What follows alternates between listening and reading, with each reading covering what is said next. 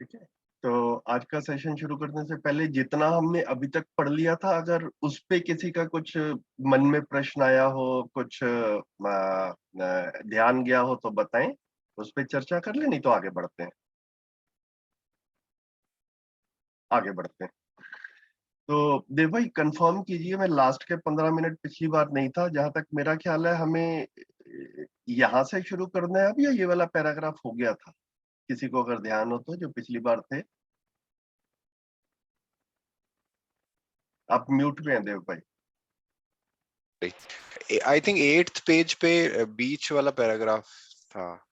Second. अच्छा, एक second.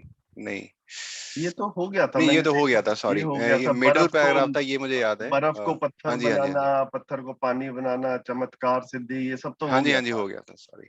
है ना? तो एक सेकंड, ये एक बार ये थोड़ा तो, सा नीचे। हाँ। नहीं, 9th पेज का मिडिल पैराग्राफ, सेकंड पैराग्राफ है, और मिडिल वाला है जो भी है। हाँ, ये यहाँ से था, अस्तित्व में जो भी प्रावधान है। चलिए ठीक है, मैं लिंक करने के लिए इसको हाँ हल्का जी सा हाँ जी, ये इस वाले प्लीज। पैराग्राफ को कर देता हूँ, फिर आगे जी बढ़ते हैं। जी तो इस वाले पैराग्राफ में जो है ना, ये अब हम पेज नंबर 9 पे हैं, जिनके पास में हार्ड कॉपी है बुक की, वो ट्रैक कर सकते हैं। तो इसमें बाबा जी बता रहे हैं कि पूरे अस्तित्व में सिर्फ 3 ही वास्तविकताएं हैं। तो भाषा के रूप में कह रहे हैं कि 2 ही प्रजाति की वस्तुएं हैं, उसमें से एक है जिनको गिना जा सकता है, इसको प्रकृति कह रहे हैं, है ना? और दूसरा जो सर्वत्र फैला हुआ है, इसको हर व्यक्ति एक क्षण में समझ सकता है। तो जो सर्वत्र फैला हुआ है, इसको व्यापक कह रहे हैं, इसे व्यापक कह सकते हैं, है ना? तो एक वास्तविकता हो गई व्यापक, और फिर व्यापक में प्रकृति है, इकाइयां हैं। वो जो एक एक वस्तु है, जो इकाइयां हैं, वो भी 2 प्रजाति की हैं, एक जड़ है और एक चैतन्य है। तो चैतन्य वस्तु का मतलब है जीव कोटि और मानव कोटि।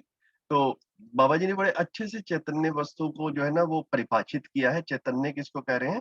जिसका विचार पक्ष सक्रिय हो, उसको चैतन्य कह रहे हैं, है ना? तो विचार पक्ष जो है, ये अब अपने में शोध का मुद्दा बनता है कि हम विचार पक्ष किसको कह रहे हैं। ये अपने में सेट होने वाली चीज है, मेरे को लग रहा है अपना अपने में एक्सप्लोर किया जाए कि विचार पक्ष जो है ना, ये किसको कहा जा रहा है। क्योंकि काफी लंबे समय तक मैंने कई साथियों को देखा है कि पेड़ पौधे भी सोचते हैं। इस जगह पर भी काफी लंबे समय तक ना एक कंफ्यूजन बना रहता है कि पेड़ पौधे सोचते हैं या पेड़ पौधे नहीं सोचते हैं, है ना? तो ये जो है, ये एक इस अनुसंधान का मूल बिंदु है कि चैतन्य किसको कह रहे हैं। जब तक ये प्लेस नहीं होता, तब तक जो है वो कहीं ना कहीं पर आगे बढ़ने में एक रुकावट सी बनी रहती है। तो चैतन्य वस्तु जो है, वो जीव कोटि और मानव कोटि है ना, जो पशु पक्षी और मानव है, इनमें इनको चैतन्य वस्तु के रूप में पहचाना गया। और जो जड़ वस्तु है, जिसको सिर्फ प्योरली मटेरियल कह रहे हैं, उसको पदार्थावस्था और प्राणावस्था, है ना? इसमें सभी खनिज, मिट्टी, धातु और प्राण कोशिकाओं से बनने बिगड़ने वाली वस्तु है। तो प्राण कोशिकाओं से बनने वाली ये सारे पेड़ पौधे जो है, वो इसी में प्राणावस्था में आते हैं। इसको जो है वो जड़ बोला है ना? और मानव और पशु पक्षियों का शरीर जो है, वो भी जड़ है ना? तो मेरे बाल नहीं सोचते हैं, मेरा नाखून नहीं सोचता है। तो जो जो जड़ वस्तु है, वो सोचती नहीं है। तो मानव और पशु पक्षी जो है, ये जड़ और चैतन्य का संयुक्त रूप है। इनके शरीर जड़ है और साथ में चैतन्य इकाई। तो चैतन्य इकाई जो है, इसको जीव कोटि मानव कोटि बोल रहे हैं। मतलब इनमें चैतन्य इकाई है, जड़ भी है ही। और जड़ वस्तु शुद्ध रूप से पदार्थावस्था और प्राणावस्था, ये जो है। तो ये इसमें जो है ना, इसमें हाईलाइट है इसका, जो है एक ध्यान रखना। राजीव भाई, आप कुछ कहना चाह रहे हैं? नमस्ते भैया। नमस्ते नमस्ते। भैया वाइफ भी आज बैठ के सुन रही थी साथ में, तो एक सवाल आया उसके भी मन में कि पेड़ पौधों में तो जीवन होता है, जान होती है, जब उनको कुछ कहो तो वो भी मुरझा जाते हैं, या ये होता है। तो मैंने कहा भैया तो पूछो, तो ये नहीं सवाल नहीं आया। भैया, तो ऐसा है, देखो अब ये ना हम थोड़ा एडवांस्ड चल रहे हैं। तो ये तो मतलब अभी वो इसके ऊपर जो है वो, अगर अटकेंगे ना तो इस पे दोबारा से आप घर में भी बात करो। अभी मतलब वो भाभी जी ने मेरे से पूछ लिया, ठीक है भाभी जी आपसे भी चर्चा करें, पति पत्नी एक दूसरे से बात करें। आप बताओ आपका क्या जवाब है इसमें? अगर भाभी जी आप ही से पूछ लेती तो आप क्या कहते? तो मैं भी अटक जाता शायद, अच्छा कई बार कंफ्यूजन हो जाती है मुझे भी। अच्छा अच्छा, चलो ठीक है, 2 मिनट बात कर लेते हैं इसमें। देखो भैया, इसमें ना बाबा जी ने बड़े अच्छे से, जैसे जैसे हम आगे जाएंगे क्लियरिटी बनेगी, सोचना आप सभी साथी करना शुरू कर दें। देखिए मैं सबसे कह रहा हूँ, इस टाइम पे 20-21 लोग साथी जो है अपने पार्टिसिपेट कर रहे हैं। ये बड़ा फंडामेंटल सा क्वेश्चन है और हमने काफी साथियों के साथ में देखा है कि लंबे समय तक अटका रहता है। बाबा जी ने बड़े अच्छे से, आदरणीय नागराज जी ने, चैतन्य वस्तु को पहचानने के लिए 3-4 इंडिकेशंस दिए कि कहाँ कहाँ पर चैतन्य वस्तु। एक्चुअल में ना मेरे पास में एक प्रेजेंटेशन भी था कहीं पे, मैं उसको देखूंगा, कभी निकाल दूंगा। अभी मैं सिर्फ बात के रूप में रख देता हूँ। एक तो ये है भैया कि जहां से मानने की क्रिया शुरू होती है वहां से चैतन्य है। ये वाली बात पहुंच रही है? जो लोग नोट्स बना रहे हैं ये नोट्स बना लें, क्योंकि इसको बार बार पढ़ा जाए और रोजमर्रा की जिंदगी में वेरीफाई किया जाए। ये मैं अभी आपको जितने मेरे को याद आएंगे, मतलब ऐसा कम से कम 2 तो मेरे को याद आ ही रहे हैं। तो उनमें से पहला है, जहां से मानने की क्रिया शुरू होती है वहां से चैतन्य है। अब इसका क्या मतलब हुआ? मानने का मतलब मूल रूप में हम किसी को अपना मानते हैं और किसी को अपना नहीं मानते। तो जिसको हम मानव कोटि कह रहे हैं, तो मानव कोटि में कुछ ना कुछ अपना है और अपना नहीं है, ऐसा पहचान होता है राजीव भाई? हाँ जी भैया, होता है। है ना? जैसे मेरा बच्चा है, बिल्कुल। पड़ोसी का बच्चा है ना? अ, इस तरह से जो है वो पहचानते हैं हम लोग। तो अपने बच्चे के साथ में एक तरह का व्यवहार रहता है, और ऐसा ऐसा नहीं है कि दूसरों के साथ में हम किसी तरह से गलत करना चाहते हैं, लेकिन जिस तरह से अपने बच्चे के लिए जान तक लगाने की बात आ जाती है, वो सारी दुनिया के बच्चों के लिए हम वैसा करेंगे। अपने परिवार के लिए हम जो कुछ करेंगे वो दुनिया के सब परिवारों के लिए करेंगे, ऐसा हम अपने में क्लियरली देख पाते हैं कि ऐसा नहीं होता है। ठीक है? तो ये मानव कोटि में अपना पराया हम अपने में वेरीफाई कर सकते हैं। जीव कोटि में भी ऐसा होता है? पशु पक्षियों में भी अपना पराया देखने को मिलता है क्या? हाँ, हाँ, कह सकते हैं। है ना? तो पशु पक्षी में भी क्या रहता है कि जैसे 2 तरह से देखते हैं। एक तो जंगल में पशु पक्षी रहते हैं, तो मतलब उसमें जो एक झुंड जा रहा हो, और झुंड के जैसे झुंड में हिरन का झुंड हो, उनके या ज़ेब्रा का झुंड हो, जैसे टीवी पे काफी बार नेशनल ज्योग्राफिक वगैरह में दिखता है। तो उनमें छोटे बच्चे चल रहे हैं और कहीं पे शेर वगैरह शिकार करने आ जाते हैं, तो ये जो झुंड के पशु हैं ये पूरी कोशिश करते हैं कि अपने बच्चों को बचा लिया जाए। है ना? तो ये भी अपना पराया पहचानते हैं, और कई बार अपनी जान तक की बाजी जो है वो लगा देते हैं कि भैया कोई जो है ना, ये मेरा बच्चा जो है ये बच जाए। तो ये अपना पराया जो है ये हमें जंगल के जानवर में भी दिखता है। घर में अगर हम पेट्स रखते हैं तो उसमें भी अपना पराया की पहचान जो है वो हम देख पाते हैं कि किसी ने घर में अगर पेट डॉग रखा हुआ है, तो पेट डॉग जो है वो घर के मालिक के लिए और उसके परिवार के लिए एक तरह से प्रस्तुत होता है, उनसे प्यार करता है, मतलब उनको बचाने की कोशिश करता है। और कोई अगर अनजान व्यक्ति आ जाता है या कोई चोर आ जाता है तो उसपे भौंकता है, उसको डराता है, उसको भगाता है, उसको काटने की भी कोशिश करता है। तो पेट पशु भी अपना पराया को पहचानता है। अब पत्थर अपने पराये को पहचानता है कि नहीं पता पहचानता? जब हम पदार्थावस्था की बात करते हैं, ईंट अपने पराये को पहचानती है कि नहीं पहचानती? चाकू अपने पराये को पहचानता है कि नहीं पहचानता? तो हम देख पाते हैं कि ऐसा ऐसा नहीं होता है। मोस्टली कंफ्यूजन जो है ये पेड़ पौधों पर आके अटक जाता है। तो पेड़ पौधों पर भी जो है वो अपना पराया देखा जाए कि हमारे घर में जो है आम का पेड़ लगा हुआ है, तो क्या उस आम के पेड़ में ऐसा भाव आता है कि इस घर के मालिक या इस घर का परिवार के लोगों को तो मैं पौष्टिकता दूंगा, और कोई इनका दुश्मन आएगा तो मैं उनके लिए जो है वो जहर बन जाऊंगा या उनको पौष्टिकता नहीं दूंगा? ऐसी कोई हमको उसका विचार पक्ष किसी भी पेड़ पौधे में हमको दिखता है राजीव भाई? भाभी जी से भी पूछिए जरा। बिल्कुल नहीं। बिल्कुल भी नहीं दिखता। ठीक है? तो एक इंडिकेटर जो है ना इसमें बड़ी क्लियरली ये देखने में आता है कि क्या हम अपना पराया जो है ना वो देख पाते हैं, नहीं देख पाते। तो काफ़ी बार ना ये जो संवेदनाएँ होती हैं ना कि मतलब वो पेड़-पौधे जो है वो खुशहाल हो गए, वो हिलने लगे, ऐसा लगा कि उनमें चमक आ गई है ना? कई लोग सूरजमुखी के फूल का उदाहरण देते हैं, देखो भैया वो भी सूरज को पहचानता है। तो ये पहचानता है, भाषा अलग से बनती है, मतलब कहीं पे भी अपना-पराया दिख रहा हो, मतलब जिसे कहते हैं, है ना? तो ऐसा नहीं दिखता। जैसे जैसे कि अगर एक पशु को देखा जाए तो उसको पानी चाहिए, ये उसकी एक आवश्यकता के रूप में हो सकता है, और उसको अपने बच्चे को बचाना है, ये उसकी दूसरी आवश्यकता के रूप में हो सकता है। तो पशु जो है वो इस चीज़ का निर्णय लेता है कि मुझे पानी पीने जाना है या अपने बच्चे की रक्षा करनी है। जब हम सूरजमुखी के फूल को देखते हैं तो उसमें हमें इस तरह का निर्णय नहीं दिखता कि भैया वो मुझे, मेरे आस-पास मेरे बच्चे हैं, मेरे को इनका ध्यान रखना है, अभी मैं सूरज की तरफ मुँह नहीं करता। सूरज निकलेगा तो सूरजमुखी का फूल जो है वो उस तरफ जो है जैसा भी वातावरण की प्रभाव रहता है उसके हिसाब से चलता है। सूरजमुखी के मन में कुछ निर्णय नहीं चल रहा होता कि भैया आज मेरे को सूरज की तरफ नहीं देखना, है ना? उसका सारा काम शुद्ध रूप से मैकेनिकल तरीके से होता है। अगर हम इस चीज़ को इस तरह से पहचान पाएँ और देखें। ठीक है? तो एक इंडिकेटर ये हुआ जिसको हर व्यक्ति आप में से अपने में एक्सप्लोर करेगा तो अच्छा रहेगा, कि जहाँ अपना पराया शुरू होता है वहां से चैतन्य शुरू होता है। बहुत बढ़िया।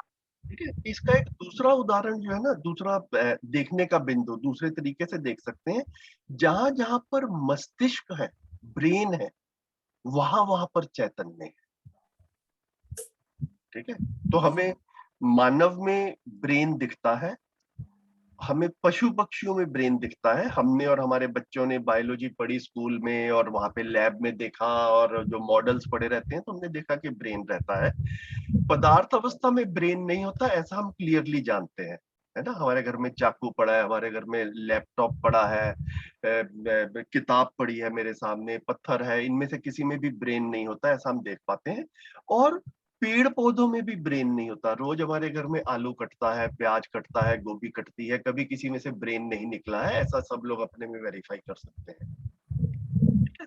तो जहाँ ब्रेन रहता है, वहाँ पर चैतन्य जो है वो साथ में इवॉल्व होना शुरू होता है, साथ में रहता है। जहाँ ब्रेन नहीं है, वहाँ पर चैतन्य भी नहीं है। तो अभी के लिए आप सभी साथी इन 2 पॉइंट्स के ऊपर एक्सप्लोर करके वेरीफाई करें, और इस ये वाला अगर अभी भी अटकाव बना रहता है तो अगले संडे को या सैटरडे को अगर क्लास होगी अगले को, एक ये भी विचार चल रहा है कि अगले सैटरडे से भी सेशन रखा जाए, जब भी हम लोग उपलब्ध हों, हम में से कोई भी कंडक्ट करने के लिए, तो वो देख लेंगे। तो अगले वीकेंड तक आप सब अपने में इस चीज को एक्सप्लोर करें अच्छे से। ये काफी इसका बुनियादी बिंदु है पूरे जीवन में एक्सप्लोर का। बहुत बढ़िया भैया, धन्यवाद।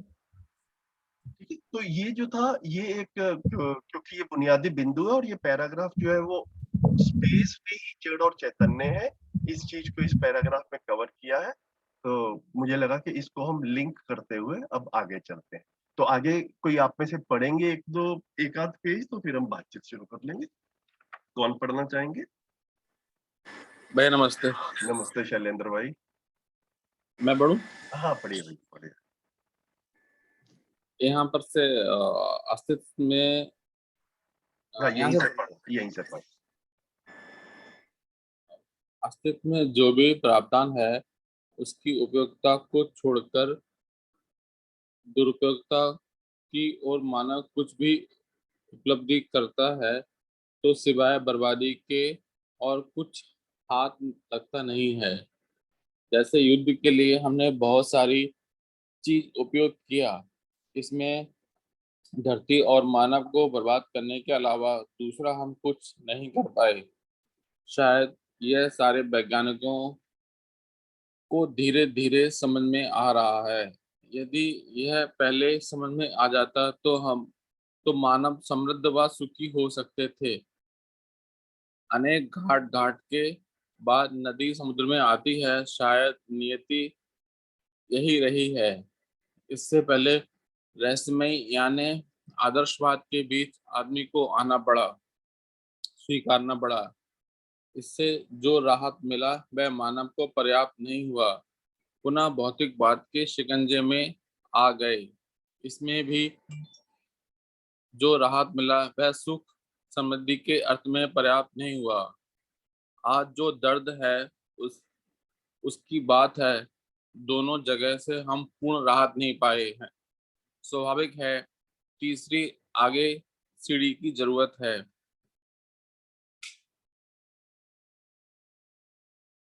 इस ढंग से जो उत्तर पाए बंधन और मोक्ष, उसका उत्तर यह बना, मानव समझदार होता है तो बंधन से मुक्ति पा जाता है।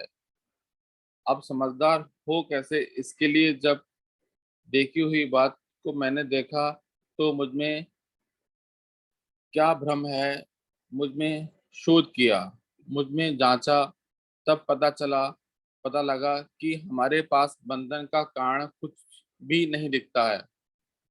तो यही स्थिति क्यों ना सब में पैदा की जाए। सब में पैदा करने पर कैसा लगेगा? तब जैसा आपको पहले सुनाया था, भूमि स्वर्ग हो जाएगी, मानव देवता हो जाएगा, सभी धर्म सफल हो जाएगा, नित्य शुभ ही शुभ होगा, परंपरा के रूप में नित्य शुभ होगा। इसमें अपने को हम फिर जांचने लगे, क्या हम सब संप्रेषित कर पाएंगे? क्या इसकी लोगों को जरूरत है या नहीं? ये ये सब उसके बाद शुरू हुआ। मुख्य मुद्दा जिसमें मैं अपने में आश्वस्त हुआ कि संविधान में मानवीय आचरण रूपी मानवीय आचार संहिता को समावेश कर सकते हैं। इसमें मानवीय राष्ट्रीय चरित्र प्रमाणित होगा। इस जगह में हम निश्चित हूँ, मैं स्वयं पारंगत हूँ और प्रमाण भी हूँ। अस्तित्व मुझको समझ में आया है, आपको समझा देंगे, और जीवन मुझे समझ में आया है और आपको समझा देंगे। मानवीयतापूर्ण आचरण मुझ में आया है, आपको समझा देंगे। यदि ये तीनों तथ्य समझ में आता है, माने हम समझदार हो गए। समझदार होने पर क्या हो गए? समझदार होने से बंधन मुक्त हो गए। बंधन कैसा? भ्रम रूपी बंधन से मुक्त हो गए। पहले बुजुर्गों ने कहा, बताया, आवागमन से मुक्ति होगी। आवागमन से मुक्ति का कोई ताल्लुकात नहीं है, ना कोई गया है ना कोई आएगा, जो है सब अस्तित्व में है। भैया 1 मिनट रुक जाते हैं यहाँ पे, है ना? इतनी बात कर लेते हैं पहले। ठीक है भैया। थैंक यू भैया, थैंक यू।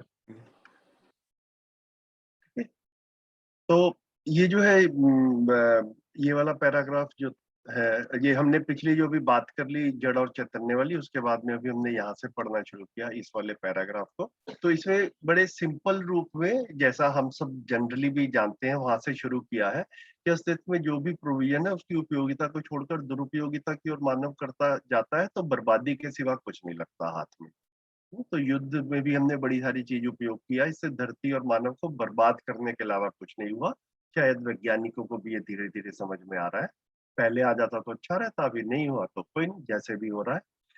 ठीक है। उसके बाद में बाबा जी यहाँ दूसरी बात कर रहे हैं कि अभी तक जो है ना मानव जाति की जर्नी जो है, और इसको हम सब भी अपने में वेरीफाई कर सकते हैं, अपने अपने अपने जीने में भी, अपनी अपनी फैमिलीज में भी, और अपने अपने पूरे माहौल में।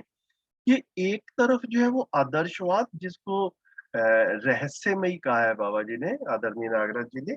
और रहस्यमयी का मतलब ये जो ईश्वर की जो बातें हैं कि भाई जो है ना, ये जो कुछ हो रहा है ईश्वर की महिमा से हो रहा है।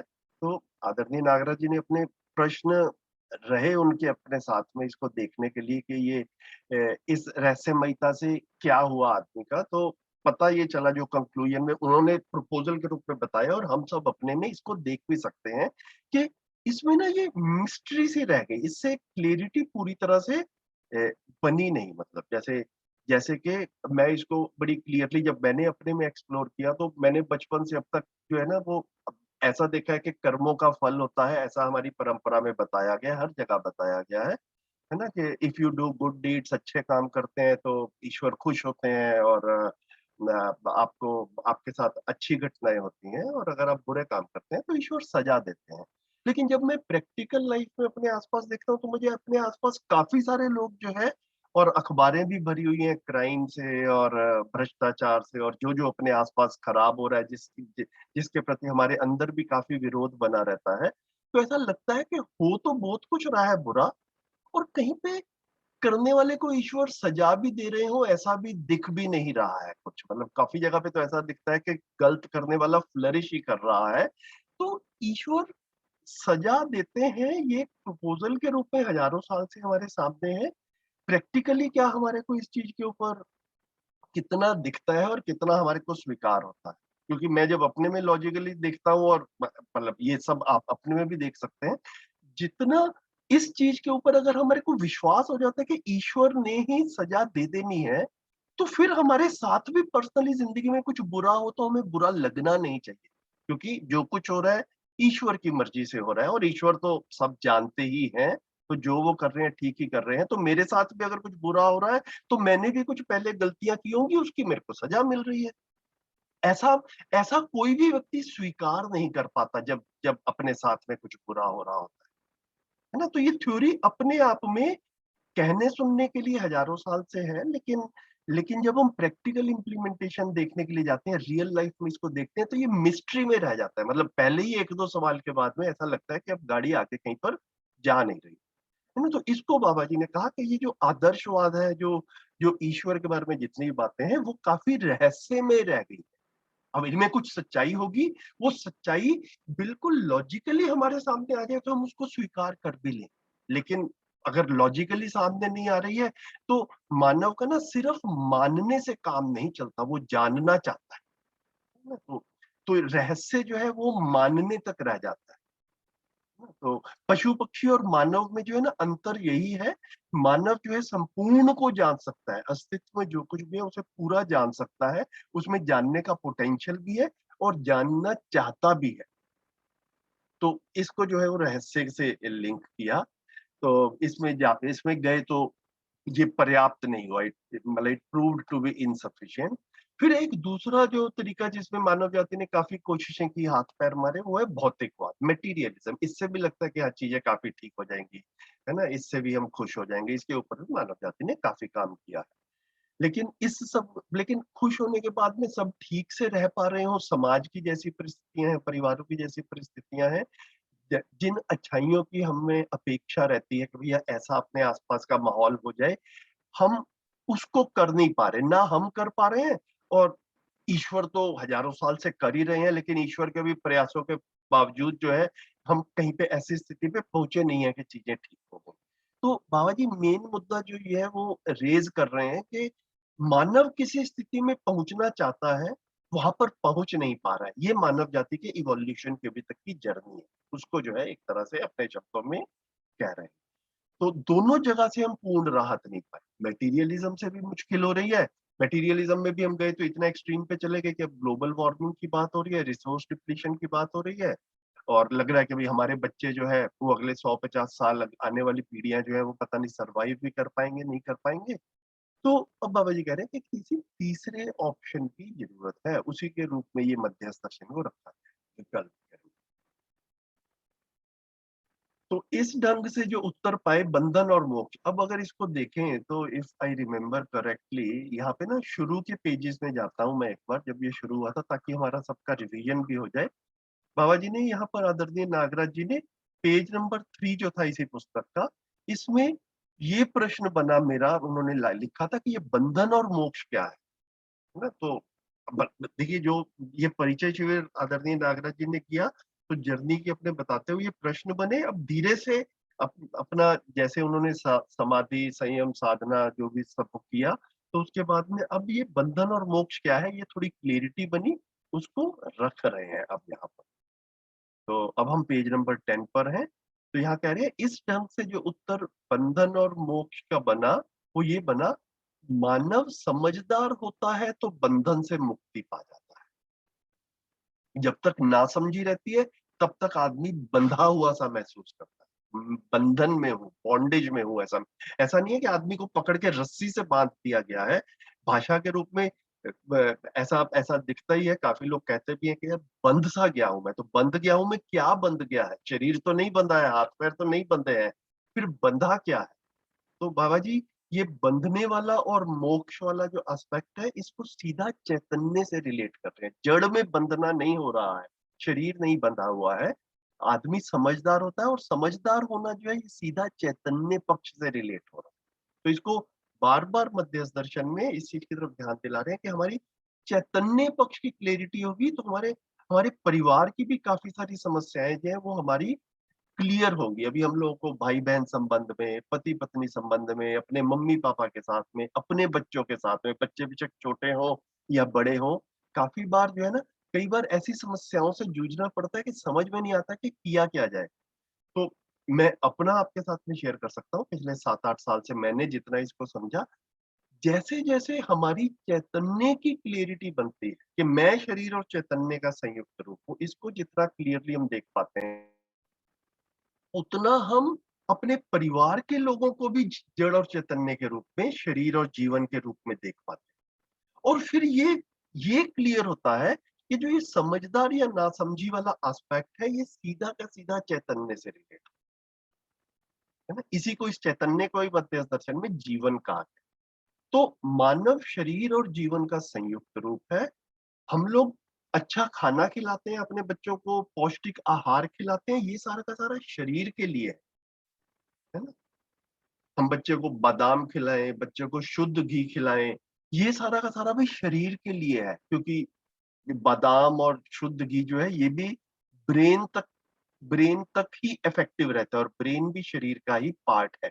जिसको हम चैतन्य कह रहे हैं वो ब्रेन से अलग चीज है ना। तो वहां तक शुद्ध घी और शुद्ध बादाम जो है वो चैतन्य तक नहीं पहुंचते हैं, वहां तक समझ ही पहुंचती है। तो जितनी समझ हमारे पास में होगी उतनी हम अपने आसपास लोगों से बात कर सकते हैं और अगली पीढ़ी को जीने के लिए तैयार कर रहे हैं, अपने बच्चों को तैयार कर रहे हैं। तो बच्चे भी कहीं अपने आप को सिर्फ शरीर मानकर ही ना बड़े हो जाए, है ना। ये मध्यस्थ दर्शन में बाबा जी ने, आगे चलेंगे तो आएगा भी, कि भ्रम का प्रधान बिंदु, the main point of delusion जो है वो अपने आप को केवल शरीर मानकर जीना। अगर मैं जितना, ये कंफ्यूजन रहता है कि मैं सिर्फ शरीर हूँ या शरीर के साथ में कुछ और भी हूँ, है ना, उतना उतना हम नासमझी में अटके हुए हैं, उतनी हमारी अनक्लैरिटी है, लैक ऑफ क्लैरिटी है। और उस लैक ऑफ क्लैरिटी में फिर हमारे डिसीजन मेकिंग भी जो है वो क्लाउडेड रहती है ना, वो ठीक डिसीजन जो है वो नहीं आ पाते। तो ये समझदार होता है तो बंधन से मुक्ति पा पाता है, और समझदार कब होता है, जड़ और चैतन्य की क्लैरिटी बनती है। जड़ का, शरीर का अब एक ध्यान रखना है, वो एक आवश्यकता है, उसका ध्यान रखा भी जाए, ये नहीं कह रहे कि शरीर का ध्यान ना रखा जाए, लेकिन चैतन्य का ध्यान रखना है। चैतन्य को एक गाइडेंस की जरूरत है, चैतन्य को एक क्लैरिटी की जरूरत है। वो टीचर्स का और पेरेंट्स का और घर के बड़ों का काम है। वो समझदारी की ओर लेकर जाए। तो अब समझदार हूँ कैसे? तो बाबा जी ने बंधन और मोक्ष का जो है वो, जो, एक सेकंड,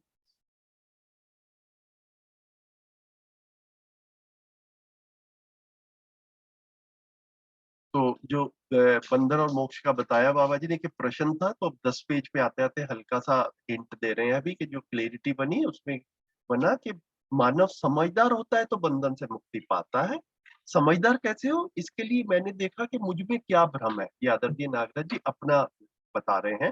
तो मुझ में मैंने शोध किया, मुझ में मैंने जांचा, तो पता चला कि हमारे पास बंधन का कारण कुछ भी नहीं दिखता।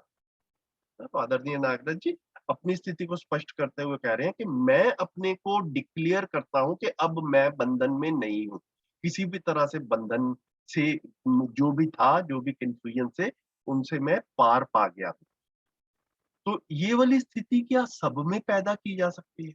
अगर मैं जितनी क्लियरली ये देख पाऊँ कि मैं कैसे समझदार हुआ, मैं कैसे बंधन से मुक्त हुआ, तो मैं साथ वाले को भी कम्युनिकेट कर सकता हूँ, है ना? अपने बच्चों को भी कर सकता हूँ, जो समझना चाहे उसको कर सकता हूँ।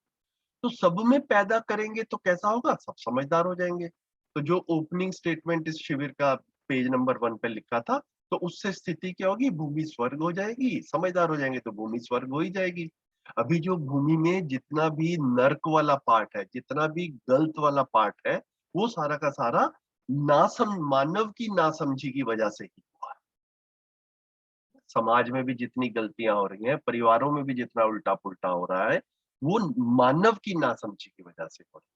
पदार्थावस्था, प्राणावस्था और जीवावस्था, इनकी वजह से ग्लोबल वार्मिंग हो रही हो या समाज में गलतियां हो रही हो, परिवार में गलतियां हो रही हो, ऐसा नहीं है। ये सब केवल मानव की समझ में कमी के कारण है। तो वो समझ को कैसे विकसित किया जाए, समझ कहाँ होती है, ये क्लैरिटी होने से आदमी बंधन से मुक्त हो। ये जो है इस पैराग्राफ में कह रहे हैं। तो भूमि स्वर्ग हो जाएगी, मानव देवता हो गए, सभी धर्म सफल होगा, नित्य शुभ ही शुभ होगा। ये जो है, ये स्थिति हो जाए, और ये हो जाएगी तो बढ़िया, यही चाहिए। परंपरा के रूप में नित्य शुभ होगा। इसमें अपने को हम जांचने लगे तो क्या हम यह सब संप्रेषित कर पाएंगे? संप्रेषित मतलब कम्युनिकेट कर पाएंगे। तो क्लियर कम्युनिकेशन के ऊपर भी आदरणीय नागराज जी ने काफी इंपॉर्टेंस दी है।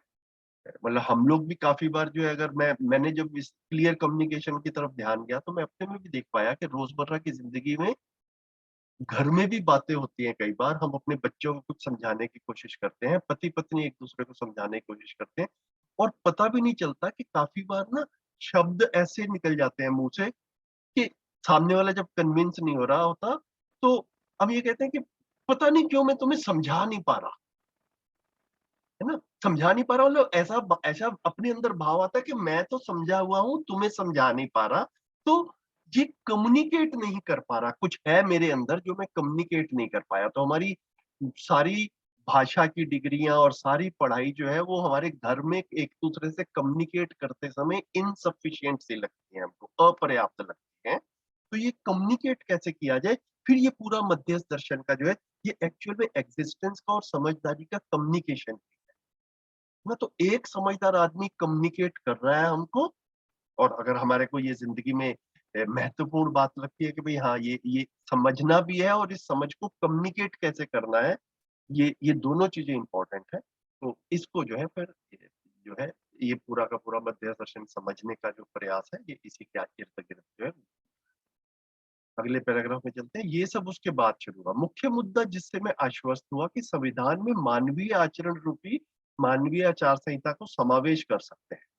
तो संविधान में मानवीय आचरण कैसा हो, इसको इंक्लूड किया जा सकता है ना। ये भी एक शिफ्ट है। मोस्टली जो है हम लोग जितने भी कॉन्स्टिट्यूशंस वगैरह देखते हैं या जितने भी गाइडिंग प्रिंसिपल्स हैं, तो उसमें ना गलतियों को बड़े अच्छे से पहचाना है कि ये नहीं करना है, ये करेंगे तो ये सजा मिलेगी, ये करेंगे तो ये सजा मिलेगी। गलतियां बड़े अच्छे से पहचानी गई हैं, लेकिन मानव का सही आचरण क्या है? आदरणीय नागराज जी का ऐसा ध्यान गया और उन्हें लगा कि काफी महत्वपूर्ण पॉइंट है कि सही को रखा जाए, कि सही ऐसा होता है ना। अभी गलत ऐसा होता है, ऐसा ऐसा ज्यादा सुनने में आता है। इसको भी आप सब अपने में एक्सप्लोर करें। तो इस जगह मैं निश्चित हूँ, मैं स्वयं पारंगत हूँ और प्रमाण है ना। आई हैव बिकम एक्सपर्ट, ऐसा आदरणीय नागराज जी घोषणा कर। अस्तित्व मुझको समझ में आया है, मैं आपको समझा दूंगा। जीवन मुझको समझ में आया है, मैं आपको समझा दूंगा। जीवन मतलब यही जो चैतन्य वाला पार्ट है ना, जिसको हमने परंपरा के रूप में क्रिश्चियनिटी में सोल कहा, हिंदू धर्म में उसको आत्मा कहा, इस्लाम में रूह कहा। तो सब धर्मों ने कहा तो ये कि शरीर के अलावा कुछ और रियलिटी है, लेकिन वो शरीर के अलावा जो रियलिटी है, हजारों सालों से वो बात करने के बावजूद भी कहीं ना कहीं पर हम अपने घर में भी क्या उस क्लियरिटी के साथ में है? क्या हमारे घर के सभी सदस्य आत्मा को क्या वैसा ही समझते हैं जैसा मैं समझता हूँ, या सबका अपना अपना मीनिंग निकल कर आ रहा है? तो अगर सब अपने अपने मीनिंग के साथ में है, तो इसका मतलब ये कि क्लियर नहीं हुआ है, क्योंकि क्लियर होने के बाद में चीज को हम जैसी है वैसी पहचान पाते हैं। तो जब तक नहीं समझ में आती है, तब तक हम सबके अलग अलग इंटरप्रिटेशंस रहते हैं। लेकिन जैसे हम एटम समझने चाहते हैं, तो या मैथमेटिक्स का थ्योरम समझने जाते हैं, या इंग्लिश का ग्रामर समझने जाते हैं, तो कहीं पे भी हमें ऐसा नहीं कहना पड़ता, या टीचर भी है इस चीज के साथ में, कॉलेज के साथ में या घर में ऐसा नहीं होता कि ठीक है तुम्हें जैसा लग रहा है वैसा ग्रामर चला, है ना, है ना, या तुम्हें जैसा एटम समझ में आता है वैसा चलो। एटम जैसा है वैसा ही समझ में आएगा, तभी गाड़ी आगे चलेगी। क्योंकि एटम कैसा है, वो तो एक रियलिटी है। तो जैसी जैसी वो रियलिटी जिस जिसको भी समझ में आएगी, एक जैसी ही समझ में आएगी। अगर दो व्यक्ति को अलग अलग समझ में आ रही है, तो बड़ी क्लियरली कम से कम किसी एक को समझ में नहीं आया है पूरी तरह से, हो सकता है दोनों को ही ना समझ में आया हो पूरी तरह से। तो काम क्या करना है, अगर मुझे समझ में नहीं आया तो मैं अपनी समझ के लिए काम करूं, साथ वाले को समझ में नहीं आया तो उसकी समझ के लिए काम करूं। ये गिव अप करने वाली चीज नहीं है, ये छोड़ने वाली चीजें नहीं है, है ना? क्योंकि चैतन्य को समझे बिना हम संबंध को समझ नहीं पाते। संबंध सिर्फ शरीर का शरीर से नहीं है, सिर्फ ब्लड रिलेशन से रिलेशंस नहीं है।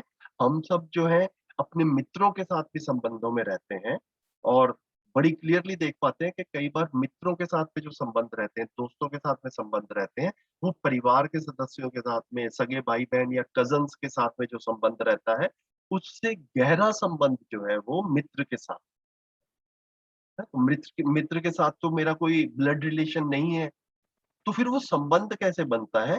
तो ये चैतन्य पक्ष का ही संबंध जो है ना, एक मानव का दूसरे के साथ में बनता है। तो ये जीवन समझ में आना जो है ना, ये संबंध को समझने के लिए बड़ा आवश्यक है।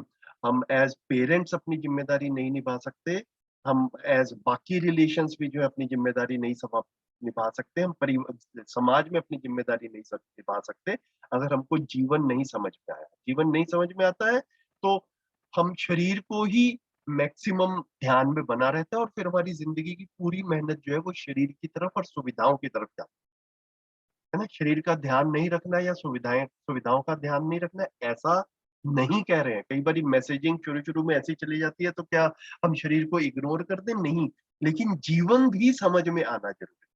तो आदरणीय नागराज जी क्लेम कर रहे हैं, मुझे अस्तित्व समझ में आया है, एग्जिस्टेंस समझ में आया है, जो समझना चाहता है मैं उसको समझा दूंगा। मुझे जीवन या चैतन्य समझ में आया है, जो समझना चाहे उसको समझा दूंगा, आपको समझा दूंगा। मानवीयतापूर्ण आचरण, सही आचरण क्या है, सही जीना क्या है, ये मुझको समझ में आया है। आप समझना चाहते हैं तो आपको भी समझा दूंगा। ये एक काफी पावरफुल डिक्लेरेशन है, सत्यापन है ना। कोई मतलब ऐसा घोषणा करे, भैया मेरे पास में आपके लिए सब प्रश्नों के उत्तर हैं। ये तीनों तथ्य समझ में आ जाते हैं माने समझदार को। इसको समझदारी कह रहे हैं, इसको ज्ञान संपन्नता कह रहे हैं। एग्जिस्टेंस क्या है, अस्तित्व क्या है ये समझना, मैं क्या हूं ये समझना, जीवन वाला पार्ट, और फिर मानवीयतापूर्ण आचरण है ना, ह्यूमेन कंडक्ट। तो समझदार होने से बंधन मुक्त हो। तो मोक्ष और बंधन से बात शुरू हुई थी, है ना। तो मोक्ष को क्या बोला अभी, के समझदार होने से बंधन मुक्त हो गए, यही मोक्ष है। तो कैसे बंधन से मुक्त हो गए? भ्रम रूपी बंधन से मुक्त हो गए, भ्रम से जकड़े हुए उससे मुक्त हो गए। तो पहले बुजुर्गों ने कहा, ऐसा हमारी परंपरा में जो स्क्रिप्चर्स है उनमें लिखा रहता है कि आवागमन से मुक्ति मिल जाए तो उसको मोक्ष कह रहे हैं। तो आदरणीय नागराज जी इसको नए शब्दों में कह रहे हैं, उसका समीक्षा करते हुए कि आवागमन का मुक्ति से कोई ताल्लुकात नहीं है, ना कोई गया है ना कोई आया है, जो कुछ भी है सब इसी अस्तित्व में ही है ना। हम इसी अस्तित्व में ही हैं। जीवित अवस्था में हूँ तब भी इस अस्तित्व में हूँ, मरने के बाद में हूँ तब भी इस अस्तित्व में हूँ। इसको कंटिन्यूशन में अगले पैराग्राफ पे कह रहे हैं। तो इतनी हमने अभी तक रीडिंग की थी। यहाँ तक किसी कुछ प्रश्न हो तो बताएं, नहीं तो आगे बढ़ो।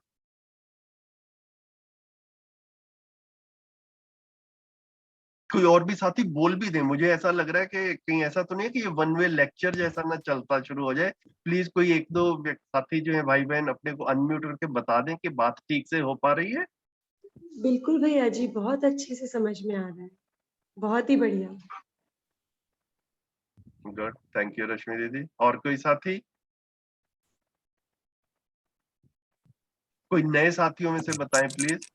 बिल्कुल संजीव जी, एकदम कनेक्ट कर रहा हूँ यहाँ पे जो बात हो रही थी कि भगवान की बात जो हम लोग बिलीव कर लेते हैं कि जो किया अच्छा किया, पनिशमेंट दिया एंड ऑल दैट, तो वो बहुत कनेक्ट हुआ, बहुत, है ना। कहीं पे भी देखिए ऐसा नहीं कह रहे कि ईश्वर को नकार दिया जाए, है ना। सिर्फ ये कह रहे हैं कि देखो हम अपने बच्चों को स्कूल कॉलेज भेजते हैं और हम चाहते हैं कि उनमें एक लॉजिक डेवलप हो, एक तर्क शक्ति विकसित हो।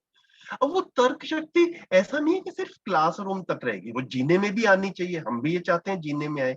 तो जब बच्चों की जब हम तर्क शक्ति विकसित कर देंगे तो फिर बच्चे सवाल भी तर्क संगत पूछेंगे ना। तो ये जो सवाल रेज कर रहे हैं, इनको ऐसा मत पूछा जाए कि ये आपकी आस्थाओं को ठेस पहुंचाने के लिए कर रहे हैं।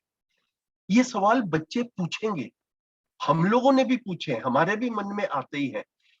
ठीक है, तो हमने शायद कुछ चीजों को सिर्फ मान लिया किसी तर्क के आधार पर, लेकिन बच्चे पूछेंगे तो हमारे को लॉजिकली जो है उस चीज की अपनी अपनी भी तैयारी रहे, और हम भी सेल्फ एक्सप्लोरेशन करके देख पाए कि किस आधार, कहां तक हमारी अपनी मान्यताएं हैं और कहां तक हमने चीजों को वेरीफाई किया।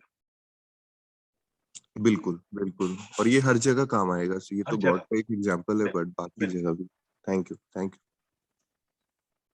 ठीक है, गुड। यहाँ पे भैया जी मैं हाँ एक जी, बात कहना चाह रही हूँ। बताएं दीदी। मुझे ये चीज समझ में आ रही है कि जैसे हम हमेशा दूसरों पे, दूसरे व्यक्तियों पे या भगवान पे जो चीज छोड़ देते हैं, जहां हम नहीं कर पाते, उसके लिए दूसरों को जिम्मेदार मानते हैं।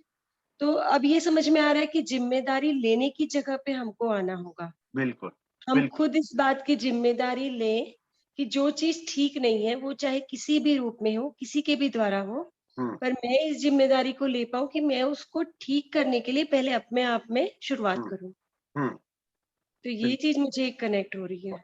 तो काम जो है ना, काम खुद चैतन्य पे। पक्ष पे करना है। जितनी समझ है ना, समझ जी या विजडम वाला जो पार्ट है, ये जी सीधा जी का सीधा ये कॉन्शियसनेस के लेवल के ऊपर रिलेटेड है। तो इसको पूरे कार्यक्रम को चेतना विकास कार्यक्रम, जीवन विद्या कार्यक्रम जो है, मतलब मूल्य शिक्षा को बाबा जी ने चेतना विकास मूल्य शिक्षा रखा।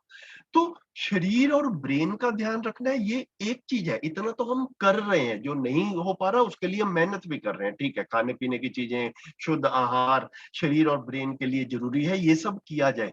लेकिन सिर्फ ब्रेन विकसित हो जाएगा तो बच्चे अच्छे निकल जाएंगे, ऐसा नहीं होने वाला। क्योंकि हम काफी सारे बड़ों को भी अपने आसपास जानते हैं, अखबारों में भी केसेस आते रहते हैं।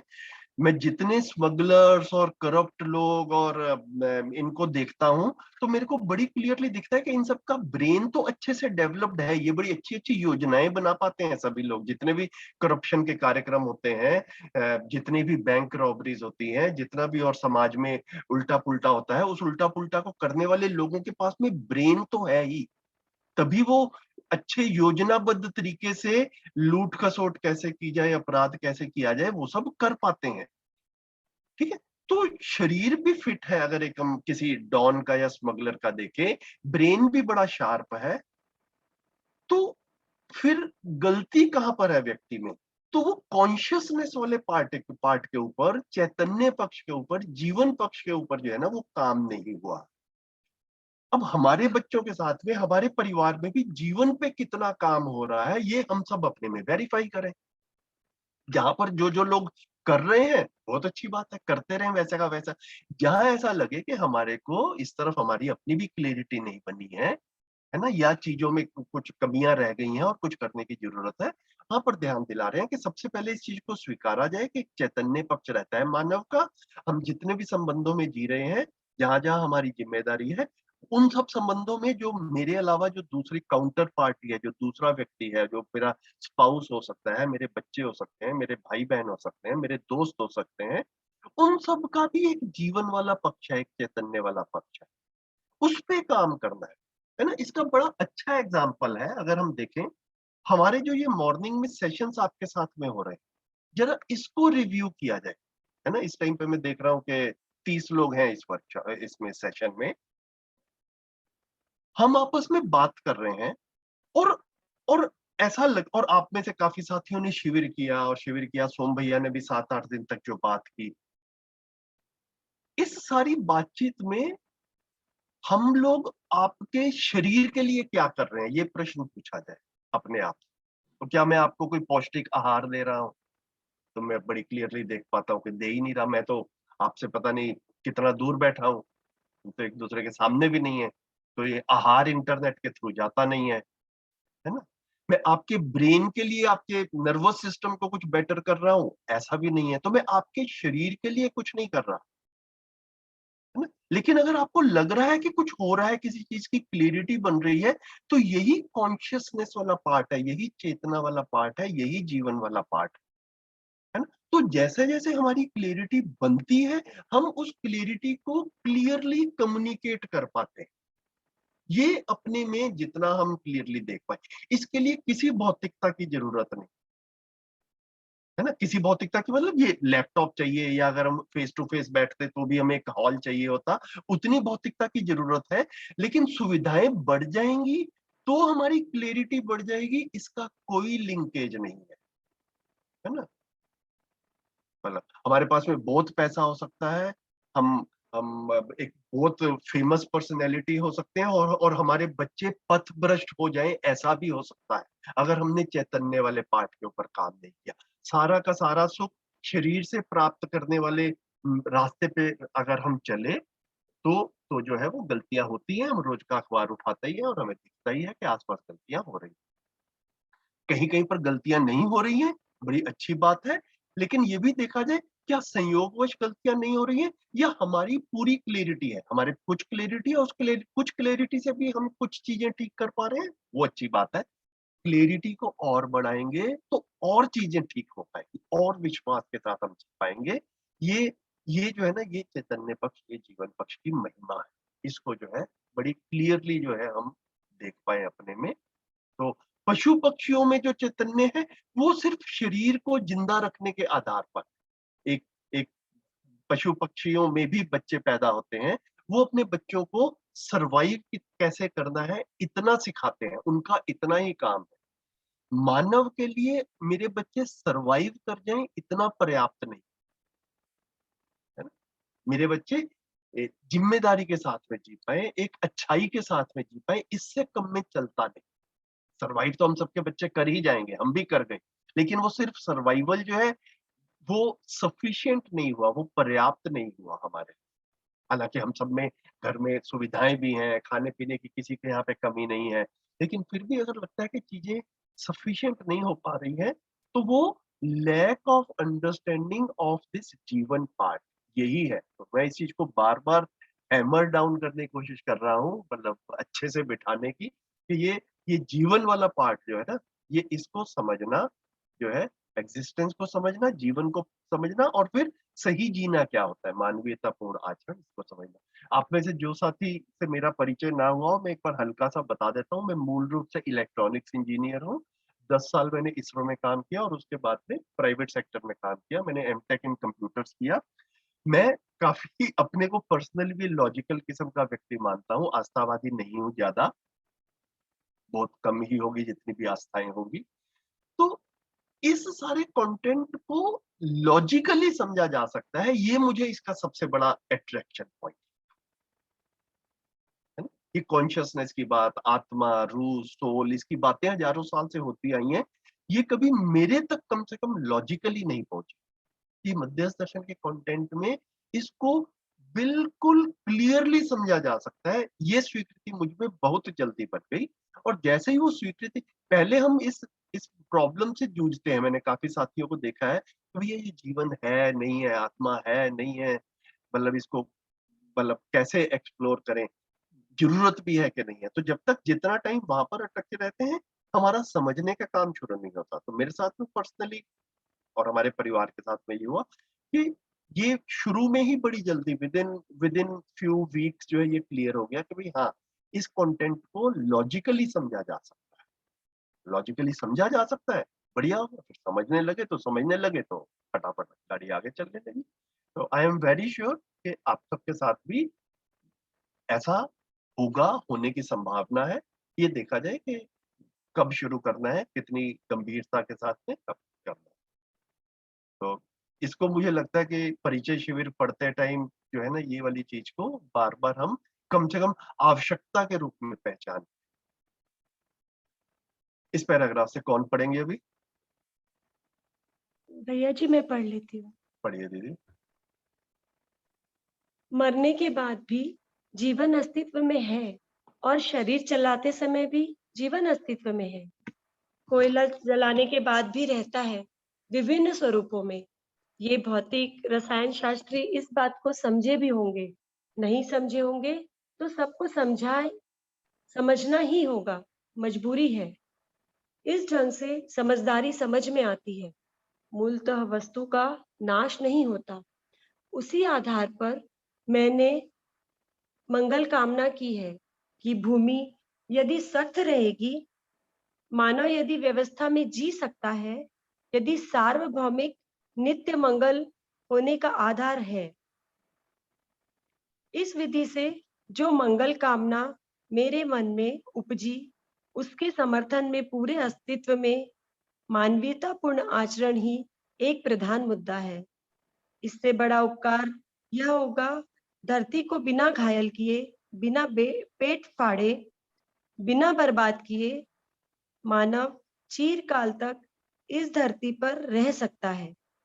इसकी भी विधि इसी समझदारी से आती है। यही यदि धरती स्वयं संभल पाती है। आगे पढ़ूं भैया जी? हाँ, थोड़ा सा और पढ़ लेते हैं। जी। आज तक के बीते इतिहास में मानव कुछ भी अप्रत्याशित घटना घटित किया है, वो सारी घटनाएं नासमझी से ही घटित हुई हैं। अभी धरती को जितना घायल करने की बात हुई, धरती का पेट फाड़ा गया, धरती को बुखार उत्पन्न किया, धरती की सतह पर अनेक प्रकार की विकृतियां तैयार की, उसके फलस्वरूप नदी, नाला ये सब बर्बाद हो गए, हवा, पानी को बर्बाद कर दिए, और इससे जो आदमी त्रस्त हो रहे हैं, ये हम आप सबको विदित ही है। जब तक धरती कष्टग्रस्त रहेगी, तब तक धरती में रहने वाले समस्त वनस्पति, समस्त जीव और मानव सभी कष्टग्रस्त होंगे ही। धरती को घायल करके आदमी स्वस्थ रहे, सुखी रहे, इसकी परिकल्पना कितने अच्छे सोच किए होंगे, आप ही सोच लीजिए। अब इससे आगे की शुभ बात यह निकलती है कि यदि हम धरती को तंग करना बंद कर देते हैं, तो आश्वस्त होने का मुद्दा है कि इस धरती की सतह में जो संपदाएं हैं, वे अपने आप में इस धरती के आदमियों के जीने के लिए पूरी पड़ती है। गलती, अपराध, द्रोह, विद्रोह, ये सब चीज मानव की नासमझी का दोष है। ये समझदारी की उपज नहीं है। इसकी गवाही यही है कि मानव असंतुलित, धरती असंतुलित, नदी नाला, पहाड़, जंगल सब असंतुलित है। हम मानव विज्ञान युग में यह सब अपराध कर चुके हैं। उसके बाद भी डींग हाँकने में बाज नहीं आए और सोचते हैं कि हम विज्ञान से ही अच्छा ठोस पाएंगे, जबकि धरती से ये मानव जाति कूच होने की जगह पर आ गई है। इस पर ध्यान देने की बात है। जब भी इस समस्या से बचना चाहेंगे, आदमी को समझदार होना ही होगा, दूसरा कोई ठौर नहीं है। दीदी, रश्मि दीदी, रुक जाते हैं यहाँ पे, क्योंकि ये मैं देख रहा हूँ कि ये पूरा अगला पेज भी है, इतना हमारे पास में समय नहीं होगा डिस्कस करने के लिए। तो अभी हमने यहाँ तक पढ़ लिया, अगर समय होगा तो आगे बढ़ेंगे। थैंक यू दीदी।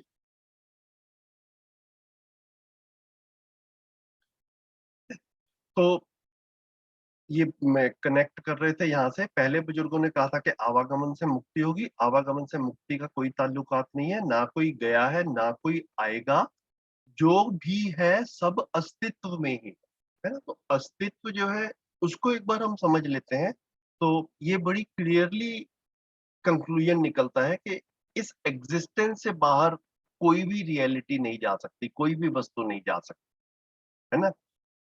एटम इस एग्जिस्टेंस में है, तो एटम इस एग्जिस्टेंस से बाहर चला जाए ऐसा नहीं।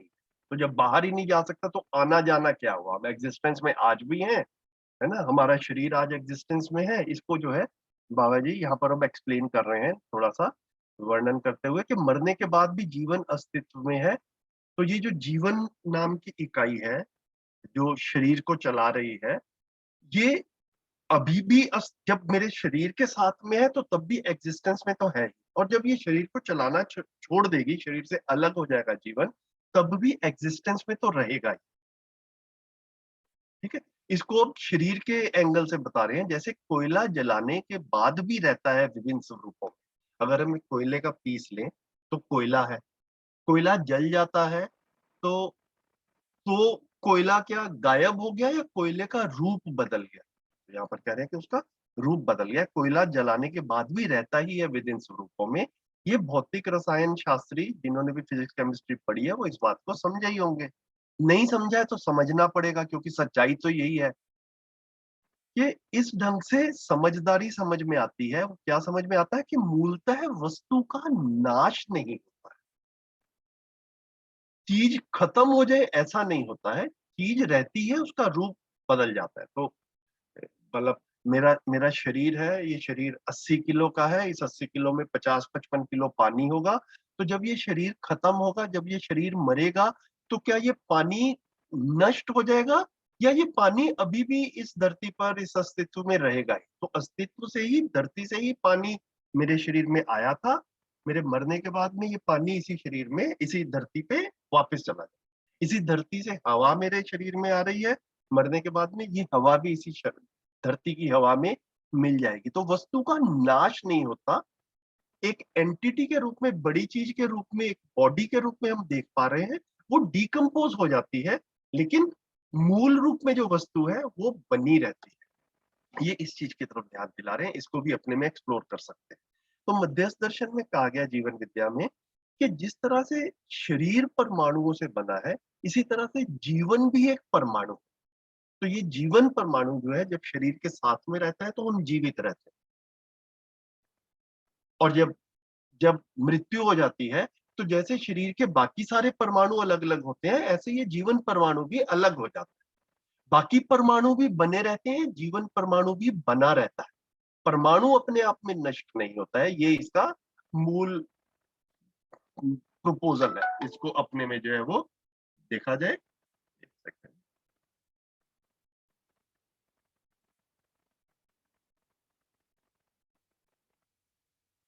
इसको अपने में वेरीफाई किया जाए कि ये क्लियर होता है ऐसा कि नहीं होता है। तो मूलतः वस्तु का नाश नहीं होता। तो वस्तु का नाश ही नहीं होता तो फिर आना जाना जो है वो कुछ नहीं हो रहा। इस चीज को कहने की कोशिश कर रहे हैं।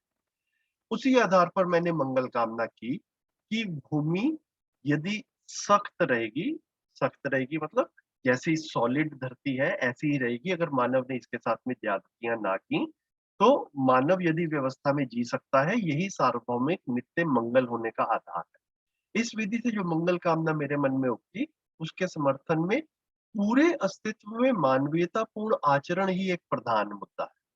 तो आदमी का, मानव का सही कंडक्ट क्या होता है, इसको हम क्लियरली कम्युनिकेट कर पाए। अब क्लियरली कम्युनिकेट कब कर पाए? जब हम उसको क्लियरली समझ पाए। तो ये जो है, ये एक राइट कंडक्ट क्या है, ह्यूमेन कंडक्ट क्या है, ये एक एक बड़ी चीज है। इसके ऊपर फोकस करने की जरूरत है। इसके बाद इसका बड़ा उपकार ये होगा कि धरती को बिना घायल किए, बिना पेट फाड़े, बिना बर्बाद किए, है ना, ये सारी गलतियां जो हम प्रकृति के साथ में कर रहे हैं, मानव चिरकाल तक इस धरती पर रह सकता है, लंबे समय तक रह सकता है। इसकी भी विधि इसी समझदारी से आती है। ये समझदारी आती है तो धरती के साथ भी कैसे जीना है ये समझ में आता है, और मानव को मानव के साथ में कैसे जीना है ये भी समझ में आता है। और नासमझी में क्या होता है, मानव को मानव के साथ में भी जीना नहीं आता है और मानव को प्रकृति के साथ में भी जीना नहीं आता है। और जितनी भी हम अपने आसपास की समस्याएं देखें, वो इन्हीं दो डायमेंशंस में ही हमको दिखती है।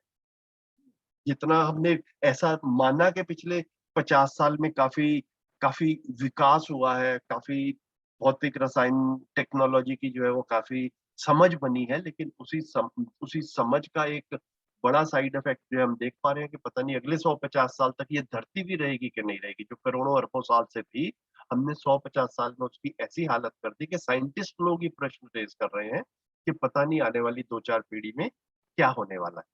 तो मानव को सारी पढ़ाई लिखाई करने के बाद में भी धरती के साथ में जीना नहीं आया, ऐसा हम क्लियरली देख ही रहे हैं। और संबंधों में जीना भी नहीं आया, मानव को मानव के साथ में जीना भी नहीं आया। परिवार में और समाज में जो कुछ भी दुर्घटनाएं हो रही हैं, जो हम देख रहे हैं, वो भी समझ की कमी के कारण। तो समझदारी जो है वो मूल में है, समझदारी नहीं होगी तो जो नासमझी रहती है उससे गलतियां ही रहती। इतना जो है यहाँ पर समीक्षा कर रहे हैं इस पैराग्राफ में। आगे भी इसको थोड़ा कंटिन्यू कर रहे हैं। आज तक के बीते इतिहास में मानव कुछ भी अप्रत्याशित घटना मतलब अनएक्सपेक्टेड अनएंटिसिपेटेड घटना हुई है, वो सारी की सारी नासमझी से ही घटी है। किसकी नासमझी से? मानव की नासमझी से। अभी धरती को जितना घायल करने की बात हुई, धरती का पेट फाड़ा गया। धरती का पेट फाड़ा गया का मतलब बाबा जी एक मेटाफर के रूप में यूज कर रहे हैं इसको, कि हम जितना माइनिंग कर रहे हैं, जितना धरती को खोद के अंदर जा रहे हैं और वहां से एक्सट्रैक्शंस कर रहे हैं, और धरती को बुखार उत्पन्न किया बुखार उत्पन्न किया, तो ग्लोबल वार्मिंग के को जो है वो अपनी भाषा में मेटाफर के रूप में कह रहे हैं। और धरती की सरफेस पर भी, सतह पर भी अनेक प्रकार की विकृतियां तैयार की। ये सब जो है ये मानव की नासमझी से हुआ ही है। उसके फलस्वरूप नदी नाला, सारी वाटर बॉडीज, हवा पानी ये सब बर्बाद कर दिए। और इससे जो आदमी त्रस्त हो रहा है वो हम सबको विदित है ना, we are all aware about it. जब तक धरती कष्टग्रस्त रहेगी, जब तक धरती को प्रॉब्लम रहेगी, तब तक धरती पे रहने वाले समस्त वनस्पति जीव और मानव सभी कष्ट में रहे। बड़ी नेचुरल सी बात है। आदमी को हवा पानी भी धरती से ही चाहिए, पदार्थ भी धरती से ही चाहिए, खाना भी धरती से ही चाहिए, और ये जितने जीव जंतु हैं ये सब भी धरती पर ही हैं। तो अगर धरती कष्टग्रस्त रहेगी तो मानव भी कष्टग्रस्त। तो धरती को घायल करके आदमी स्वस्थ रहे, सुखी रहे, इसकी परिकल्पना कितने अच्छे सोच किए होंगे, कितने अच्छे सोच के ये निष्कर्ष निकाला होगा, आप ही सोच लीजिए। एक तरह से सार्काज्म के रूप में, एक है ना, एक कटाक्ष के रूप में मानव जाति के प्रति जो है आदरणीय नागराज जी कह रहे हैं कि ये जितना आदमी पिछले 50 साल में शिक्षा का विकास हुआ है, जितने यूनिवर्सिटीज और कॉलेजेस खुले हैं हमारे देखते देखते बचपन से अब तक, और मैं बड़ी क्लियरली देख पाता हूँ, आप सब भी देखिए। हम लोग छोटे थे तो पता चलता था कि हमारे दादी दादा वगैरह जो है वो बात करते थे कि कोई पता नहीं, कोई 5वीं पास था, कोई 8वीं पास था, कॉलेज तक तो कोई रेयरली ही जाता था। आजकल हम देखें तो अपने आसपास जितने बच्चों को देखते हैं, घर के बच्चों को देखें, बाहर देखें, मतलब ऐसा लगता है कि अगर कॉलेज में नहीं गया तो कुछ पढ़ा ही नहीं है, मतलब है ना, एक तरह से मतलब पीछे रह गया टाइप का। तो हमारा शिक्षा में बहुत विकास हुआ है पिछले 50 साल में, ऐसा हम क्लियरली देख सकते हैं। लेकिन उस शिक्षा के विकास से अगर आदमी को यही लगता है कि धरती बेशक घायल हो जाए, मैं तो सुखी रह पाऊंगा, मानव जाति सुखी रह पाएगी, इसकी परिकल्पना, इस ये वाला इमेजिनेशन किस तरह के मानव को आया होगा, मानव जाति की इमेजिनेशन जो है वो कितनी समझदारी से पूर्ण है अभी, ये एक सार्काज्म के रूप में रख रहे हैं कि धरती का कुछ भी हो जाए, धरती को बेशक हम घायल कर ले, आदमी स्वस्थ रह पाएगा और सुखी रह पाएगा। क्या ऐसी सोच करना जहां पर हो रही है, और पूरी मानव जाति यही सोच कर ही चल रही है? तो काफी, मतलब मैं कई बारी जब मैंने इसके ऊपर एक्सप्लोर करना शुरू किया तो मेरा कई चीजों की तरफ ध्यान गया कि भाई जैसे जिसको हम इंडस्ट्रियलाइजेशन कहते हैं पिछले 100 साल में हुआ, तो इधर यूरोप की तरफ और अमेरिका की तरफ काफी फैक्ट्रीज वगैरह लगी, और जितना जो काफी एडवांसमेंट्स भी उधर हुई, तो शुरू शुरू में फैक्ट्रीज वगैरह भी वहां लगी। धीरे धीरे करके वेस्टर्न कंट्रीज में ये समझ में आया कि भैया ये जब हम ये फैक्ट्रीज वगैरह ज्यादा लगाते हैं तो पॉल्यूशन बढ़ जाता है। तो हमारे देखते देखते पिछली जनरेशन में, पिछले 25-30 साल में ये आउटसोर्सिंग वाला जो एक कॉन्सेप्ट है ये निकल कर आया कि मैन्युफैक्चरिंग जो है ना ये एशियन कंट्रीज में शिफ्ट कर दी जाए।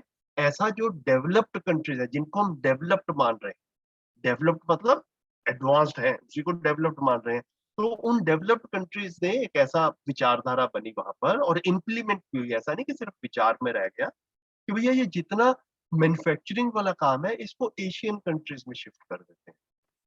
तो क्या होगा, अब पॉल्यूशन एशियन कंट्रीज में होगा, रिसोर्सेज डिप्लीशन होंगे तो एशियन कंट्रीज में होंगे, और हम लोग जो है वो वेस्टर्न वर्ल्ड जो है वो एक पॉल्यूशन फ्री एनवायरनमेंट में रहेगा। लेकिन आज की डेट में हम देख पाते हैं कि बड़ी क्लियरली ये बड़ी सिंपल सी बात है कि अगर अगर ग्लोबल वार्मिंग होगी, अगर पॉल्यूशन होगा, तो ऐसा नहीं है कि वो लोकलाइज्ड रहता है। कुछ हद तक कुछ पॉल्यूशन लोकलाइज्ड रहता है, लेकिन जब आप पूरी धरती के लिए जो चीजें चाहिए उसको एक छोटे जियोग्राफिकल एरिया में लाकर मैन्युफैक्चर करते हैं, तो वहां पे इतना पॉल्यूशन रह जाता है और इतना सब कुछ गलत होता है कि वो इवेंचुअली पूरी धरती को ही इम्पैक्ट करता है, क्योंकि वहां पे काम तो पूरी धरती के लिए हो रहा है। तो ये जो जिनको हमने डेवलप्ड कंट्रीज माना, मतलब उनके मूल में क्या है कि भैया धरती दूसरे एरिया की, दूसरे देशों की धरती खराब हो जाए, वहां का हवा पानी खराब हो जाए, हम ठीक रहेंगे। मतलब ये कितनी समझदार लोगों ने ऐसी परिकल्पना की होगी। और अगर हम अभी भी देखें तो अभी भी जो है वो क्या सोच बन रही है। काफी बार मैं अपने में भी देख पाता हूँ कई बार इन विचारों को। अ, अब धीरे धीरे रिफाइन हो रहे हैं, लेकिन कई बार लगता है कि भैया दिल्ली में पॉल्यूशन ज्यादा हो गया है तो किसी दूसरी जगह के ऊपर चला जाए जहां पर पॉल्यूशन कम हो। लेकिन मूल बिंदु जो है, जो पकड़ में आ रहा है कि किसी दूसरी जगह पे चले जाएंगे तो 10-20 साल में पॉल्यूशन वहां भी पहुंचने वाला है। क्योंकि पूरी पूरी दुनिया जो है वो तो जीडीपी ग्रोथ की तरफ चल रही है ना। हमारा देश भी जीडीपी ग्रोथ की तरफ चल रहा है। अब जीडीपी ग्रोथ ना की जाए ऐसा मैं कह नहीं रहा, है ना, क्योंकि सबको करना है जीडीपी ग्रोथ, तो करना है, जीडीपी ग्रोथ तो होगा, तो जीडीपी ग्रोथ होगा तो पॉल्यूशन भी बढ़ेगा। तो ये जो सारा पॉल्यूशन बढ़ेगा तो अभी हम पॉल्यूटेड सिटीज से निकलकर दूसरी जगह चले जाएंगे। यही होने वाला है जो वेस्टर्न वर्ल्ड ने सोचा था 25 साल पहले। तो, तो जो आज अनपॉल्यूटेड एरियाज बन गए हैं, अगली पीढ़ी आते आते हमारे बच्चे जब तक बड़े होंगे, दुनिया का कोई कोना नहीं बचेगा जहाँ का हवा पानी ठीक हो। अब इस सब के बारे में सोचने की जिम्मेदारी किसकी है, ये अपने में सवाल उठता है। जिन लोगों ने गलतियां की हैं वही सोचते रहें और वही ठीक कर लेंगे, तो एक ऐसा व्यू बनता है, तो उनके ऊपर छोड़ा जा सकता है। लेकिन मैं जब ये पूरे के पूरे कंफ्यूजन देखता हूँ तो एक ऐसा अपने में निष्कर्ष निकलता है, भैया जो कर रहे हैं उनकी भी कुछ मजबूरियां रही होंगी, उनको भी इलेक्शन जीतने हैं। और जो है मतलब ये सारी चीजों से बिल्कुल एक अलग सा व्यू लेकर के आप सामने आते हैं। और डेमोक्रेसी दुनिया में हर जगह के ऊपर है, वोट्स जो आपको चाहिए, तो आप ये बात ही नहीं कर सकते कि मैं जीडीपी को कम कर दूंगा। तो सब, तो मतलब ये तो चलती रहेगी। तो काम ठीक होगा कैसे, इसके बारे में कोई सोचेगा तो बात आगे बढ़ेगी। तो इस चीज को पहले प्रॉब्लम की जड़ को समझा जाए, फिर करना क्या है। तो यहाँ पर मूल रूप में क्या आ रहा है कि मानव की मानसिकता पे काम करना है। ये जो जीवन वाला पार्ट है, जो कॉन्शियसनेस वाला पार्ट है, जब हम इसको समझ पाते हैं तो ये क्लियर होता है कि गलतियां जो होती हैं वो समझ की कमी की वजह से होती है। अभी गलतियां ज्यादा होती हुई दिख रही है क्योंकि क्योंकि मेजोरिटी की समझ में कमी, तो मेजोरिटी की समझ में कमी है। तो समझ में कमी कैसे दूर होती है, ये जब पता चलता है तो फिर हम उस काम को कर पाते हैं। तो मैं आपके सामने इस प्रपोजल के साथ में, इस सजेशन के साथ में उपलब्ध हूँ कि मैं इस चीज को पहचान पाया कि मुझ में भी समझ की कमी।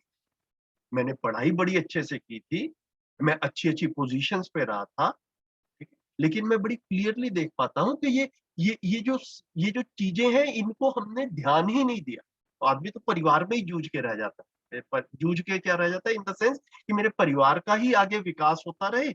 यही अल्टीमेट सीमा जो है काफी बार हम लोग को देखते हैं। या इसके बाहर का कहीं पर ध्यान जाता है तो टुकड़ों में किसी समस्या को ले लेते हैं कि जंगल बचाओ और प्लास्टिक मत यूज करो और मिट्टी बचाओ, है ना, गंगा बचाओ। ये टुकड़ों में रह जाती है बात। जब तक एक चीज को टोटेलिटी में नहीं समझा जाता, और वो टोटेलिटी में जब तक समझा नहीं आ जाता, तब तक गलतियां होती रहती है। इसको मैं अपने में बड़ी क्लियरली देख पाया। और ये शिफ्ट जब होता हुआ अपने में देखा, तो मैं साथ में ये भी देख पाया कि मेरे शरीर में कोई चेंज नहीं आया, है ना। मेरा दिमाग भी वही था जो पहले था, मेरी मेरी हाथ पैर भी और आंख भी वही थे जो पहले थे। तो फिर ये क्लियर हुआ कि भैया ये चेंज हो कहाँ पर रहा है। तो जिस तरह से मेरे अंदर कॉन्शियसनेस डेवलपमेंट हो रहा है, जो कि आदरणीय नागराज जी ने कहा कि मेरे अंदर हुआ और मैं इसको कम्युनिकेट कर पाता हूँ, कर सकता हूँ, उन्होंने कम्युनिकेट किया। कुछ साथियों तक उन्होंने कम्युनिकेट किया, वो मल्टीप्लाई हुआ। उन साथियों के माध्यम से जिनमें सोम भैया एक हैं, हमारे तक कम्युनिकेट हुआ और हम में अपनी समझदारी में विकास होता हुआ दिखा। तो ये बड़ी क्लियरली एक रेप्लीकेबल मॉडल दिखता है जिसको मल्टीप्लाई कर सकते हैं। समझदारी मल्टीप्लाई हो सकती है बिल्कुल शिक्षा के माध्यम से। ये इस पूरे के पूरे प्रस्ताव का मूलभूत बिंदु है। तो मुझे लगा कि बात थोड़ी यहाँ पर हो रही है, तो समझदारी, जिनको हमने समझदार माना, जिनको हमने माना कि जिनसे हमने विकास की प्रेरणा ली, धरती को उन्होंने ही सबसे ज्यादा घायल किया। तो ये जिनके मन में ये इमेजिनेशन आई थी कि ऐसे विकास होगा, वो कितनी अच्छी सोच वाले लोग रहे होंगे, कितने समझदार रहे होंगे, ये आप ही सोच लो। ये बाबा जी समीक्षा का मुद्दा हमारे सामने रख रहे हैं। ठीक है, तो एक बड़ा बड़ा एक वो सार्कास्टिक सा है, लेकिन कई बार इसकी बड़ी जरूरत भी रहती है सार्कास्म की, मैं इसको देख पाता हूँ। अब इससे आगे की शुभ बात ये निकलती है कि व्हाट आदरणीय नागराज जी सेइंग इज के सिचुएशन होपलेस नहीं है, जो हो गया सो हो गया। कि यदि हम धरती को तंग करना बंद करते, जितना कर दिया था वो हो गया, अब कम से कम आगे ना करें, तो ये आश्वस्त होने का मुद्दा है कि इस धरती की सतह पर जो संपदाएं हैं वो हमारे लिए पूरी है।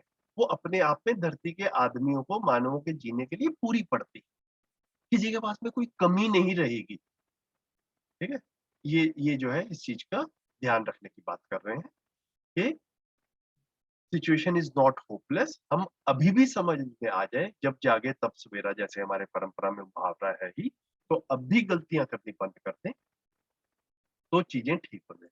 गलती, अपराध, द्रोह, विद्रोह, ये सब मानव की नासमझी के कारण है, नासमझी का दोष है।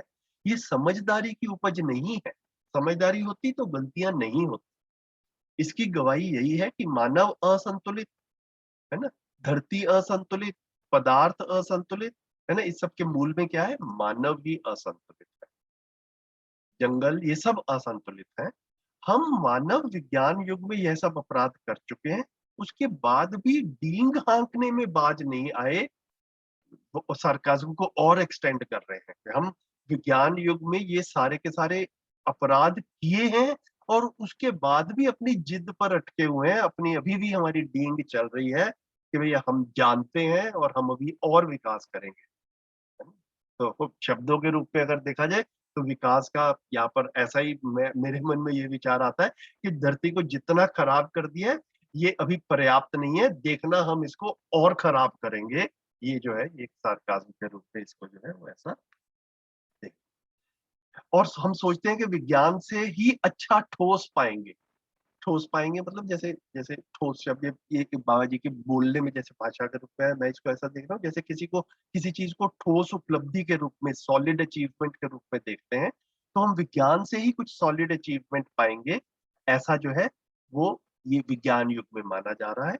जबकि धरती से ये मानव जाति कूच होने की जगह पर आ रही, पता नहीं मानव जाति सरवाइव करेगी कि नहीं करेगी, मानव जाति को ही डिसअपियर होने की स्थिति में आ गए हैं। इस पर ध्यान देने की बात है। जब भी इस समस्या से बचना चाहेंगे, आदमी को समझदार होना ही होगा, इससे कम में बात नहीं। दूसरा कोई ठौर नहीं है, मतलब दूसरा कोई ऑप्शन नहीं है, दूसरा कोई ठिकाना नहीं है। ये जो है इतनी बात हमने की। तो इतना जो है आप बताएं कि किसी का कोई प्रश्न हो। अभी मैं देख रहा हूं तो एक प्रश्न आ रहा है, क्या था, द्रोह विद्रोह। में डिफरेंस। हाँ, तो मैं भी सोच ही रहा हूँ, मैं इतना सोचा नहीं था अभी। फॉर द टाइम बिंग एक जैसे ही मान के चल लेते हैं, वैसी बात नहीं है ना, डिटेलिंग में देख लेंगे बाद में। एक तरह से मतलब वो रिवॉल्ट करने की ही बात कर रहे हैं। तो आपने भी अचानक पूछ लिया, मैंने इतना प्रेसिजन से सोचा नहीं था पहले। अभी अभी ऐसे ही चलते हैं। और कोई प्रश्न हो तो बताएं, नहीं तो 10 मिनट है हमारे पास में। मेरे को एग्जैक्टली 9:27-28 पे छोड़ना पड़ेगा, क्योंकि 9, 9:30 बजे मेरा एक दूसरा कॉल शुरू हो रहा है and I want to attend that also. तो एक काम करते हैं कि इसको अब किसी और को पढ़ने के लिए ना कहें, मैं ही जितना पढ़ते पढ़ते बात हो जाए उतना कर लें। देव भाई, ऐसा ठीक रहेगा क्या? द्रोह विद्रोह को मैं थोड़ा बता दूं बताइए। भैया? हाँ विपिन भाई बताइए बताइए। जैसे मान लीजिए आपने कुछ किया और वो किसी को स्वीकार नहीं हुआ, तो उसने क्या किया, द्रोह मतलब विरोध में जो कुछ बोला, तो वो तो द्रोह हो गया। बढ़िया। और फिर आपने उसके विरोध में कुछ बोला, ये विद्रोह हो गया। द्रोह विद्रोह चलता रहता है। ओके ओके ओके, ये साइकिल है। ठीक है, तो देखा जाए। और कोई प्रश्न हो तो बताएं, नहीं तो फिर 10 मिनट और बात करके फिर आज का सेशन जो है वो क्लोज करें।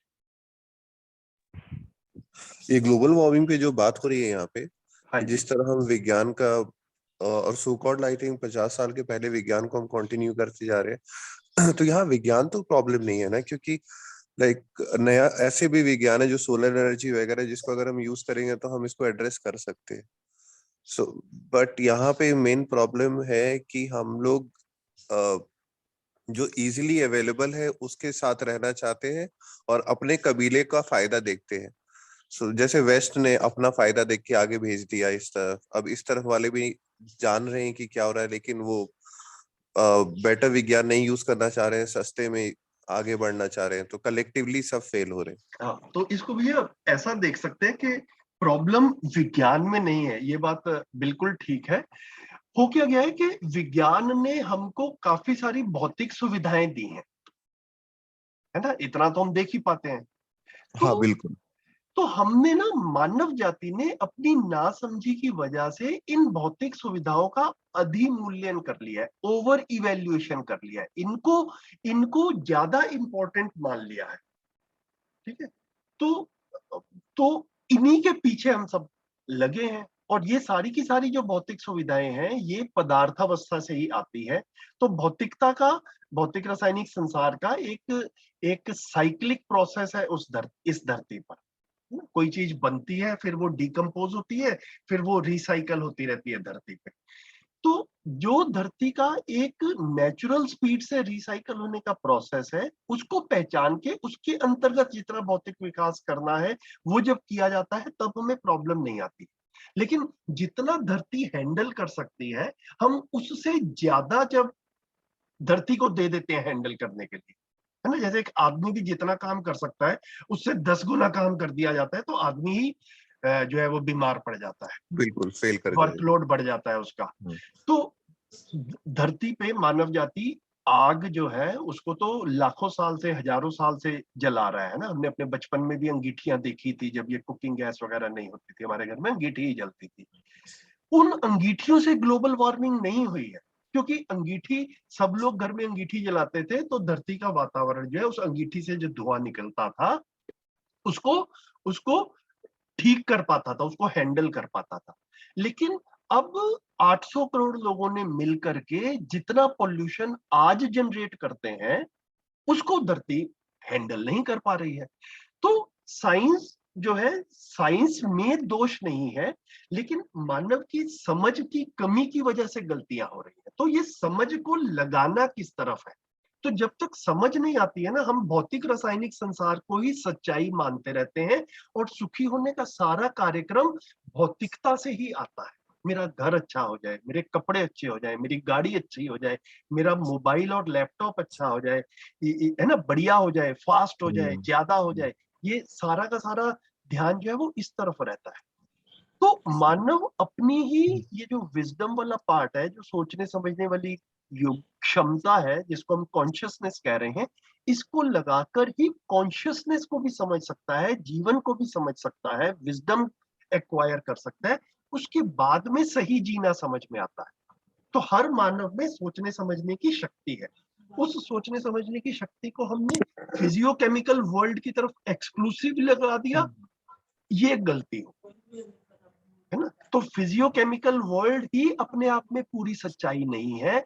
एक फिजियोकेमिकल वर्ल्ड के साथ में नॉन फिजियोकेमिकल रियलिटीज भी है ना। हमारे अंदर फीलिंग्स हैं, है ना, हमारे अंदर एक समझ वाला पार्ट रहता है। ये सारा का सारा नॉन फिजिकल चीज है। हमें नॉन फिजिकल चीजों को भी समझना है सुखी होने के लिए।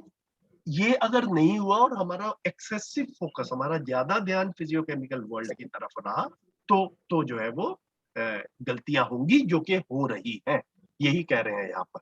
मैं बार बार कह रहा हूँ, फिजियोकेमिकल वर्ल्ड को इग्नोर करना है ऐसा ना मैं कह रहा हूँ और ना आदरणीय नागराज जी ने कहा, है ना। हमको अपने शरीर का ध्यान रखने के लिए सुविधाओं की आवश्यकता है, भोजन की आवश्यकता है, घर की आवश्यकता है, ट्रांसपोर्ट की आवश्यकता है, उसके लिए काम किया भी जाए। लेकिन लेकिन सिर्फ इन्हीं के लिए ही काम करते रहेंगे और हम सुखी हो जाएंगे, ये नहीं होने वाला। इससे ना हम संबंधों में तृप्ति पाएंगे और धरती को बर्बाद कर ही देंगे, ऐसा हम देखते हैं। इतनी सी बात है भैया। बहुत बहुत बढ़िया, बहुत अच्छा, बिल्कुल समझ में आया। Thank you.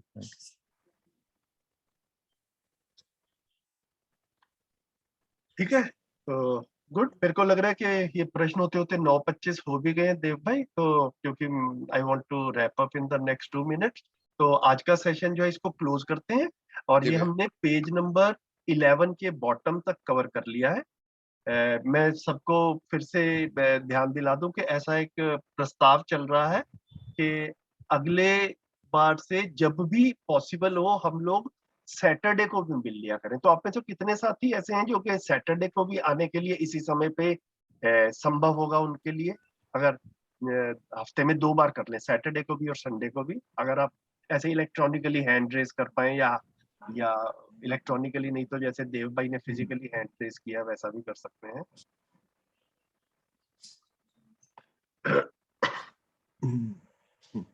ठीक है, तो अब सब अपने में सोच लें। मतलब मैं एक बार फिर से ये कहूंगा कि मतलब हम लोग कोशिश ये करेंगे कि सैटरडे को जब भी हम में से कोई उपलब्ध हो ये सेशन कर लें। आप ऐसा मत माने आप में से कोई भी कि अगर आप सेशन अटेंड नहीं कर पाएंगे तो आपका कुछ मिस हो जाएगा। हम में से काफी साथी हैं इस सभा में भी जिन्होंने जीवन विद्या एक परिचय को एक बार पहले भी पढ़ा था, कुछ महीने पहले, एंड दे कैन सर्टिफाई कि पहली बार पढ़ने से उतना क्लियर नहीं हुआ, अब दोबारा पढ़ने से फिर से एक नई क्लियरिटी आती है। तो इसको एक बार पढ़ना इन एनी केस सफिशिएंट नहीं होगा। जितना पढ़ पाए है ना, जिस स्पीड से कर पाए उतना बढ़िया है। किसी का कोई सेशन मिस भी हो जाए तो कोई बड़ी बात नहीं है, बाद में रिकॉर्डिंग देख सकते हैं। रिकॉर्डिंग ना भी देख पाए तो कोई बात नहीं, कभी ना कभी सेकंड रीडिंग थर्ड रीडिंग भी करेंगे, तभी चीजें और क्लियर होंगी। तो इसी सेम टाइम पे ही रखेंगे 8 से 9:30 सैटरडे को और संडे को। बट मैं फिर से रिपीट कर रहा हूँ, सैटरडे का कंफर्म हर हफ्ते किया करेंगे, संडे का कंटिन्यूअसली चलेगा, इसको मानकर चले। सैटरडे को हम लोगों का कोई और कमिटमेंट नहीं हो, कहीं शिविर वगैरह में ना जाना हो, तो हम लोग कोशिश करेंगे कि सैटरडे को भी करें, ताकि एक थोड़ी कंटिन्यूटी कंटेंट की ज्यादा जाए आप सबके साथ। भैया लेकिन नेक्स्ट सैटरडे नहीं होगा ना, बिकॉज आप अवेलेबल नहीं है शायद। हो शायद शरण भैया अवेलेबल हो। ठीक है भैया, तो उनसे एक बार डिस्कस तो करके उनका शिविर आज खत्म हो जाएगा, फिर 16 से जो शिविर होगा उसमें मैं जाऊंगा, तो शरण भैया से बात करेंगे, शायद वो कर पाए, वो है ना। और नहीं होगा तो संडे का तो हर वीक करेंगे ही, और सैटरडे की भी कोशिश कर लेंगे। जी जी भैया। ठीक है, बहुत बढ़िया। आज का सेशन आपके साथ में समय बिताकर मुझे भी काफी अच्छा लगा। बात करके हमेशा ही मुझे अच्छा लगता है, बात करते करते अपनी स्पष्टता और बढ़ती है। आई होप कि आपको भी ये सेशंस यूजफुल लग रहे होंगे। All the best, thank you, बहुत बढ़िया नमस्कार। भैया, thank you very thank much. You Sandeep भैया। नमस्ते जी, नमस्ते, गुड नमस्ते सभी को। Thank you, bye bye.